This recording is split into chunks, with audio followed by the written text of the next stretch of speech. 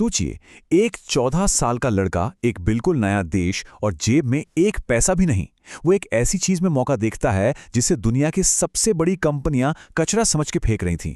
पके हुए धब्बेदार खेले। और जानते हैं, बस इसी एक छोटे से आइडिया से उसने एक ऐसा एम्पायर खड़ा कर दिया जिसने न सिर्फ पूरे बनाना इंडस्ट्री को बल्कि कई देशों की सरकारों तक को हिलाकर रख दिया। ये कहानी है सैम द बनाना मैन ज़मुराई की।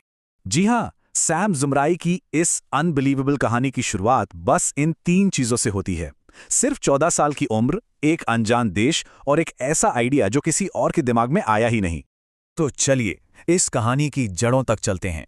सब कुछ शुरू होता है सैम के बेहद मुश्किल बचपन और उसके अकेले अमेरिका आने के सफर से। सैम की पैदाइश 1877 में रूस के एक छोटे से गांव में एक बहुत ही गरीब परिवार में हुई थी। हालात तब और बिगड़ गए जब वो सिर्फ 10 साल का था। उसके पिता, जो एक किसान थे, गुजर गए। परिवार पर गरीबी का पहाड़ टूट पड़ा और इसी सब से निकलने के लिए सिर्फ 14 साल की उम्र में सैम ने एक ऐसा फैसला लिया जो किसी की भी रूह कपा दे। उसने घर के सारे पैसे एक वन वे टिकट पर लगा दिए, अमेरिका जाने के लिए। जब सैम अमेरिका की जमीन पर उतरा तो सोचिए उसकी हालत क्या होगी। वो अकेला था, जेब में एक पैसा नहीं था और इंग्लिश का एक शब्द भी नहीं आता था। उसके पास बस एक कागज का टुकड़ा था जिस पर उसके अंकल का पता लिखा था। बस वही उसकी एकमात्र उम्मीद थी। खैर, उसने छोटे मोटे काम करने शुरू किए, पाई पाई जोड़ी और बस एक बड़े मौके का इंतजार करता रहा। और फिर वो मौका उसे मिला, एक ऐसा मौका जिसने उसकी जिंदगी की पूरी दिशा ही बदल दी। और जानते हैं ये मौका उसे कहाँ मिला? वहां जहां बाकी सबको सिर्फ और सिर्फ कूड़ा कचरा नजर आ रहा था। सैम को ये तो समझ आ गया था कि छोटे मोटे काम करके जिंदगी नहीं बदलने वाली। तो एक असली मौके की तलाश में वो अलाबामा के पोर्ट पर जा पहुंचा, जो उस समय फ्रूट ट्रेड का सेंटर हुआ करता था। और वहां जो उसने देखा, उससे वो सच में हैरान रह गया। उसने देखा कि हजारों लाखों की तादाद में पके हुए केले, जो उस समय एक लग्जरी आइटम माने जाते थे, उन्हें बस फेंका जा रहा था। अब देखिए, उस समय केले के पूरे बाजार पर सिर्फ एक ही कंपनी का कब्जा था, यूनाइटेड फ्रूट कंपनी। ये इंडस्ट्री की सबसे बड़ी मछली थी, एक तरह का गुलायत, जिसके सामने कोई छोटा मोटा प्लेयर तो टिक ही नहीं सकता था। सैम ने वहां खड़े खड़े एक बहुत ही दिलचस्प चीज नोटिस की। यूनाइटेड फ्रूट कंपनी केलों को 3 हिस्सों में छांट रही थी। पहला ढेर हरे केले, ये बेस्ट क्वालिटी थे, इन्हें पूरे देश में भेजा जाता था। दूसरा ढेर पीले केले, ये थोड़े पक चुके थे तो इन्हें लोकल मार्केट में डिस्काउंट पर बेच दिया जाता था। और तीसरा ढेर, वो था पके हुए धब्बेदार केलों का, जिन्हें खाने के लिए तो वो परफेक्ट थे, लेकिन ट्रांसपोर्ट के लिए नहीं। और इन केलों को सीधा फेंक दिया जाता था। पता है कितना? हर शिपमेंट का करीब करीब 15%। तो देखिए, यहीं पर सारा खेल नजरिए का था। जहां दुनिया की सबसे बड़ी फ्रूट कंपनी को सिर्फ बर्बादी, नुकसान और कचरा दिख रहा था, वहीं इस 14 साल के लड़के को एक गोल्डन अपॉर्चुनिटी नजर आई। उसे एक ऐसी मार्केट दिखी जो किसी को भी नजर नहीं आ रही थी। और बस इसी एक आइडिया के भरोसे सैम ने अपनी पूरी जिंदगी की कमाई, जो उस वक्त सिर्फ $50 थी, सब कुछ दांव पर लगा दिया। उसे पूरा यकीन था कि वो इन बेकार केलों को बेच सकता है। ठीक है, तो सैम ने केले तो खरीद लिए, लेकिन अब उसकी असली लड़ाई शुरू हुई। और उसका मुकाबला किसी कंपनी से नहीं, बल्कि खुद समय से था। एक रेस अगेंस्ट टाइम। देखिए, एक पके हुए केले की जिंदगी बहुत छोटी होती है। आज वो बिकने के लिए परफेक्ट है, कल तक उसे बेचना ही पड़ेगा और परसों तक वो गलना शुरू हो जाएगा। सैम ने जब अपने केले ट्रेन पर लादे तो उसे एक बहुत बड़ी दिक्कत समझ आई। ट्रेन बहुत ज्यादा धीमी थी। हर गुजरते मिनट के साथ उसका सारा पैसा, उसकी सारी मेहनत केले के साथ साथ गल रही थी। वो जानता था अगर उसने अपनी मंजिल का इंतजार किया तो उसके हाथ में सिर्फ सड़े हुए केले ही बचेंगे। और इसी मुश्किल घड़ी में जब सब कुछ खत्म होता दिख रहा था, सैम के दिमाग में कमाल का आइडिया आया। उसकी सोच बहुत सिंपल थी।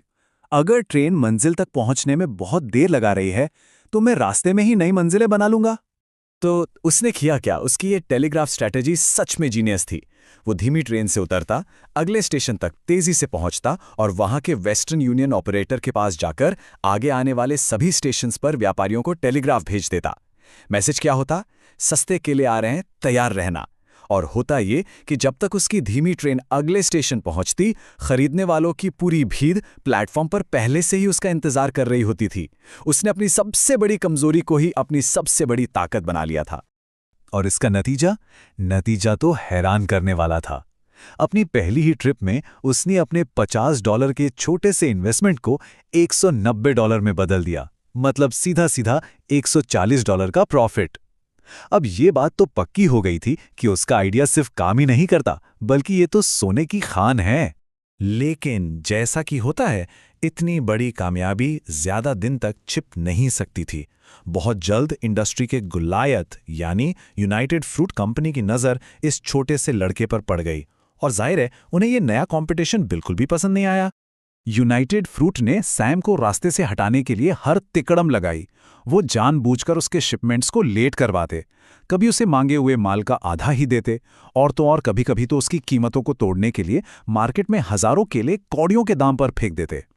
मतलब उसे हर तरह से परेशान किया जा रहा था। सैम को एक बात बिल्कुल साफ समझ आ गई थी, जब तक वो केले खरीदने के लिए यूनाइटेड फ्रूट पर निर्भर रहेगा, वो ये लड़ाई कभी नहीं जीत सकता। वो हमेशा उनके रहमो करम पर रहेगा। अगर गेम जीतना है तो गेम के नियम बदलने होंगे। उसे अब खरीदार से सप्लायर बनना था। और इसी सोच के साथ सैम ने एक बहुत बड़ा कदम उठाया। वो अब सिर्फ फेंके हुए केलों के व्यापारी से आगे बढ़कर एक इम्पोर्टर और बागान का मालिक बनने जा रहा था। और यहीं पर सैम ने अपने सारे कॉम्पिटिटर्स को पीछे छोड़ दिया। कैसे? अपने काम करने के तरीके से। जहां बाकी कंपनियों के मालिक न्यूयॉर्क और बॉस्टन के आलीशान दफ्तरों में बैठकर रिपोर्ट्स पढ़ते थे, वहीं सैम खुद सेंट्रल अमेरिका के जंगलों में जाकर बस गया। वो अपने मजदूरों के साथ खेतों में काम करता था। उसे वहां की मिट्टी, वहां की नदियों और सबसे जरूरी वहां की लोकल पॉलिटिक्स की वो समझ थी जो किसी कागज पर नहीं मिल सकती थी। उसने एक पार्टनर के साथ मिलकर अपनी खुद की कंपनी शुरू की, क्यूमेल फ्रूट कंपनी। लेकिन यहां एक बहुत ही अजीब बात हुई। उसकी सबसे बड़ी दुश्मन यूनाइटेड फ्रूट कंपनी ने भी उसकी कंपनी में 10% हिस्सेदारी खरीद ली। अब सोचने वाली बात है ना। हालांकि कंपनी का 90% कंट्रोल और सारे फैसले लेने का हक वो सैम के पास ही था। सैम और ज्यादा जमीन खरीदकर अपनी कंपनी को बढ़ाना चाहता था, लेकिन उसका पार्टनर इतना बड़ा कर्ज लेने से डर रहा था। तो सैम ने एक और बहुत बड़ा जुआ खेला।